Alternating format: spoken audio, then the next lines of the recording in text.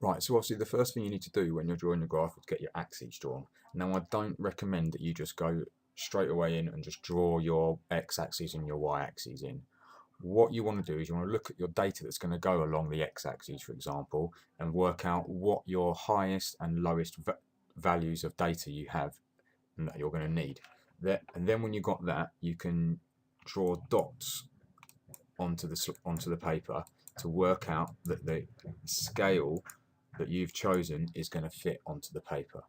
Then and only then, when you've done that both for the x-axis and the y-axis and you're happy that it all fits, then you should draw on your axes. This is before you draw on any numbers or anything. Do that dot method to make sure it fits. But to do that, you do need to think about your scale, and the scale should not be awkward. And what we mean by an awkward scale could be something like this. So you've got 5 squares is 3. Okay, so that's just going to make it difficult for you to plot your points, and you'll make mistakes. And then when you're trying to calculate gradients, you might make mistakes. So what you want to for is something a bit less awkward like this. So this one goes up in 2s. You could go up in 5s or in 10s. That make it a lot easier. Okay, the next thing is that the scale should be consistent. I've changed the scale down here now, and if you look at this, at the beginning it goes up in 2s, and then suddenly it goes up 6 to 7, which is 1 and 1 again. It shouldn't be that. It needs to be consistent. Also, you should need to make sure there is no more than 3 large squares between data labels. And if we look down here, we've got 0, and then we've got 4 large squares, and then there's 8, and that's far too many. I recommend that you do one every 5 little squares. You do a data label. Okay, the next thing, the scale should be chosen so that the plotted points occupy at least half of the graph grid in both the x and y directions. So if we look at this now, I've now put my y labels on, my y data labels on as well, and notice that I've chosen a different scale to the x-axis. It doesn't matter at all, and I've got the 0 there now, and so you know that both of them start at 0, the origin at 0. But the trouble is, if we look here now, we've got our highest y value there and our lowest y value just there, and that is nowhere near half of the grid.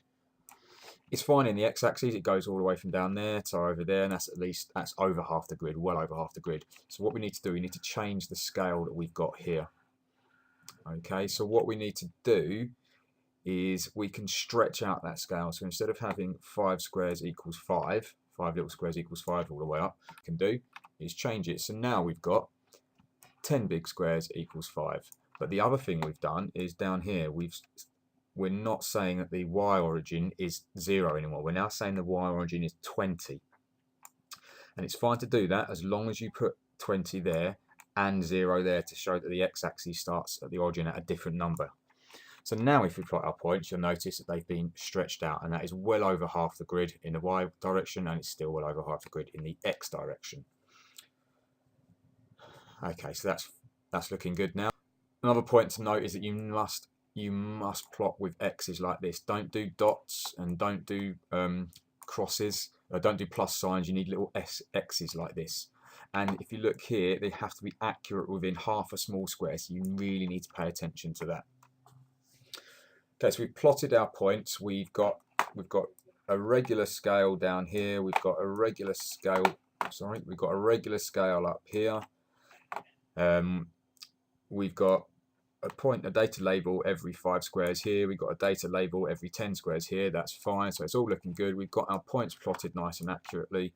And what we need about now is a line of best fit. We need an even scatter each side of the line, and it needs to go in the direction of the overall trend of the points. So if we have a look at this one is kind of in the right direction. That's good. But if we look now, we've got 3 points this side and 1 point below it, so that's not good. Okay, so let's have a look at this one then. Now we've got 2 points to one side and 2 points to the other side, but if you ask me, that's not really in the right direction, because we haven't really got an even scatter either. So this one's way over here, and these 3 are pretty close, but this one's way out here by itself. It's like we're ignoring that one. let's have a look at another point, and I'd say this one is a lot better. It's in the same direction.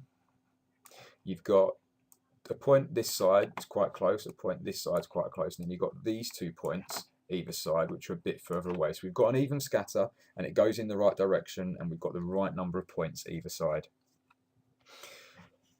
What I would recommend you do to do your line of best fit is hold your clear ruler somewhere to the side of the point, saying over here along that line there. Rotate it, and so it is now, you think you've got it in the same direction as the trend of the points are, and then move your ruler perpendicular, keeping it parallel to the trend, to the points. Move it perpendicularly, move it perpendicular towards the points until you feel you've got an even scatter either side, and then draw your line of best fit. Okay. There's one more point I want to make about drawing lines of best fit, and it becomes really important when you're dealing with data that looks like this, where we've got a positive correlation between the x variable and the y variable.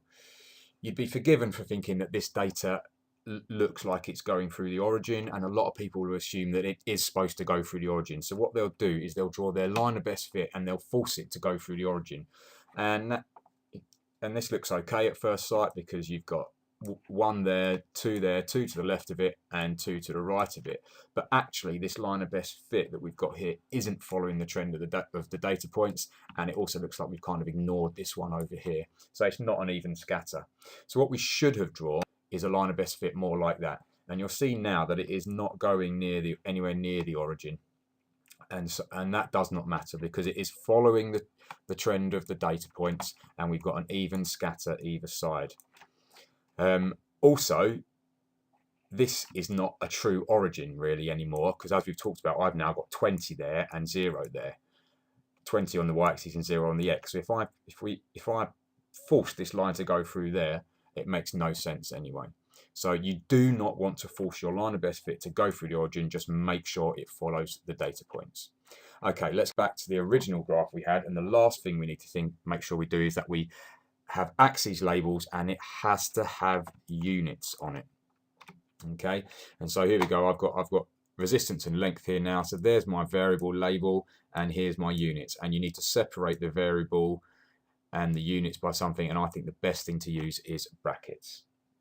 Right, okay, but that is all the key ideas that you need to think about when drawing and constructing your graphs. And all of these 7 bullet points on the right-hand side are really, really important. You might think they're quite picky, but they are picked straight out of the guidance from the exam board, and it is how your graphs will be marked. And they are the points that are on the mark scheme as well, and how your graphs will be marked. So if you stick to them, you should be fine. And if you don't stick to them and you aren't careful, you will find that you end up making a lot of mistakes on your graph, and when you're using your graph later on to calculate gradients and y-intercepts. So if you can stick to this, you'll be well away.